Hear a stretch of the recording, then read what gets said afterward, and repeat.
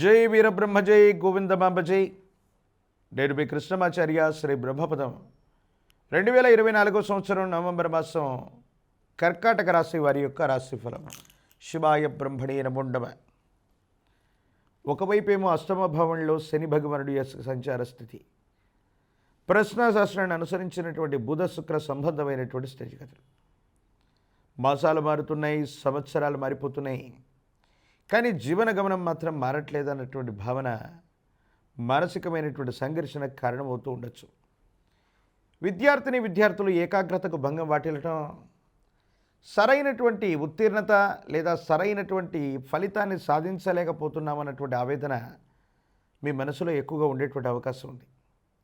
ఏది ఏమైనప్పటికీ కూడా అష్టమశని జరుగుతున్నప్పుడు, ప్రత్యేకించి కొన్ని గ్రహాల యొక్క తీవ్రమైనటువంటి పరిస్థితులు ఉన్నప్పుడు ఆర్థికపరమైన అంశాలు, ఆరోగ్యపరమైనటువంటి స్థితిగతులు, ఏకాగ్రతకు సంబంధించినటువంటి పరిస్థితుల మీద దీని యొక్క ప్రభావం అధికంగా ఉంటుంది. తత్కారణంగా ఏమీ సాధించలేకపోతున్నాం, ఆర్థికంగా ధనం ఖర్చు అయిపోతుంది, సంపాదించాలనుకున్నటువంటి పరిస్థితులు పక్కన పెడితే మరిన్ని రుణాలు చేస్తున్నామేమోనన్న ఆందోళన కూడా కలుగుతుంటుంది. కానీ ఇవన్నీ కూడా ప్రథమార్థం వరకు మాత్రమే.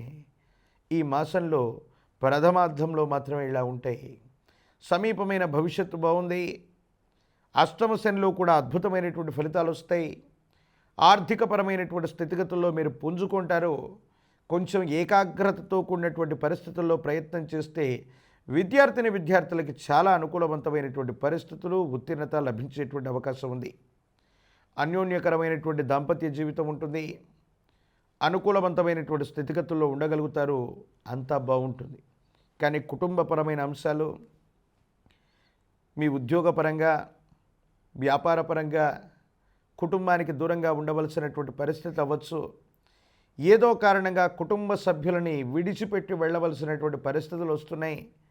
నిద్ర ఆహారాలు లేకుండా మనం ప్రయత్నం చేస్తున్నామన్నటువంటి ఆలోచనలు, సంఘర్షణలు మిమ్మల్ని కాస్త సంఘర్షణకు గురి చేసేటువంటి అవకాశం ఉంది. కానీ భవిష్యత్తులో మీరు చేసే ఇటువంటి చిన్న చిన్న ప్రయత్నాలు, ఈ చిన్న చిన్న త్యాగాలు మీ జీవితంలో చాలా గొప్ప స్థాయికి మిమ్మల్ని తీసుకెళ్లేటువంటి ఒక అనుకూలవంతమైన అంశాన్ని మీకు చేరువ చేసేటువంటి అవకాశం ఉంది. ఒక ముఖ్యమైనటువంటి వ్యక్తి, సమాజంలో చాలా ఉన్నతమైనటువంటి స్థాయికి సంబంధించినటువంటి వ్యక్తితో మీ పరిచయం అవటం మీ జీవితాన్ని మలుపు తిప్పేటువంటి సంఘటనగా మనం చెప్పచ్చు. ఎన్నో ఇబ్బందులు కలుగుతూ ఉన్నా, కొంతమంది వ్యక్తులు పనిగట్టుకొని మన మీద దుష్కీర్తిని, దుష్ప్రచారాలని చేస్తూ ఉన్నా, మీరు చేసేటువంటి ప్రయత్నాలు ఎప్పుడూ కూడా మీరు మర్చిపోరు.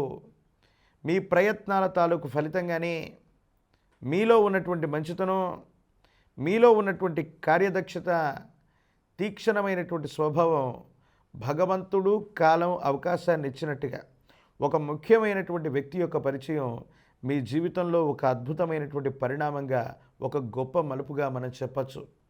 కర్కాటక రాశి వారి యొక్క జాతకంలో ఈ నవంబర్ మాసంలో ఒక వ్యక్తి యొక్క పరిచయం మీ జీవితాన్ని, జీవన గమనాన్ని చాలా ఉన్నతమైనటువంటి స్థితిగతులకు తీసుకువెళ్ళేటువంటి ఒక మంచి పరిణామంగా మనం భావన చేయొచ్చు. ఏది ఏమైనప్పటికీ కూడా భావోద్వేగాలను నియంత్రించుకోండి. ఓర్పు, సహనంతో కూడినటువంటి పరిస్థితులతో ముందుకు వెళ్ళండి.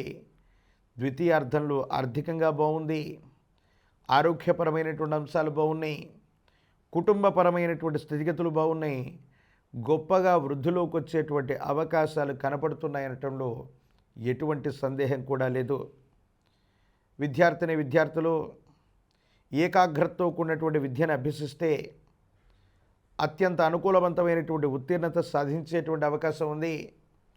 రాజకీయపరమైనటువంటి రంగాల్లో ఉన్నటువంటి వాళ్ళు ఉన్నతమైనటువంటి పదవుల కోసం మీరు చేసేటువంటి ప్రయత్నాలు కొంత ఓర్పు, నేర్పుతో గనక ఎదురు చూసేటువంటి ధోరణిలో ఉంటే, మొదటి ప్రాధాన్యతలో కాకపోయినా వేచి చూసినటువంటి తరుణంలో ద్వితీయ ప్రాధాన్యతలోనైనా మీకు పదవులు ప్రాప్తిస్తాయి. ప్రజా సంబంధమైనటువంటి పదవులు అనుకూలవంతంగా ఉంటాయి. యోగదాయకమైనటువంటి స్థితిగతుల్లో జీవితం ఉండబోతుందనటంలో ఎటువంటి సందేహం కూడా లేదు. కళ్యాణం అవ్వనటువంటి వాళ్ళకి వివాహ యోగాలు ఉన్నాయి. సానుకూలవంతమైనటువంటి స్థితిగతులు లభించేటువంటి అవకాశం ఉంది. పరమ ప్రశస్తవంతమైనటువంటి ఈ కార్తీక మాసంలో మీ సమీప ప్రాంగణంలో ఎక్కడైనా సోమేశ్వర స్వామి, కాశీ విశ్వనాథుడు లేదా చంద్రమౌళీశ్వర స్వామి పేర్లతో పిలవగలిగినటువంటి ప్రాచీనమైనటువంటి శివాలయ ప్రాంగణం అవ్వచ్చు, లేదా మీరు నివసించేటువంటి గ్రామంలోని అతి ప్రాచీనమైనటువంటి శివాలయ ప్రాంగణంలోని పరమేశ్వరుడికి పంచామృతాలతో నమక చమక మంత్రములతో అభిషేక క్రతువును గావించండి. జాతకంలోని సర్వ అరిష్టాలు తొలగిపోయి సానుకూలవంతమైనటువంటి ఫలితాలు వచ్చేటువంటి అవకాశం ఉంది.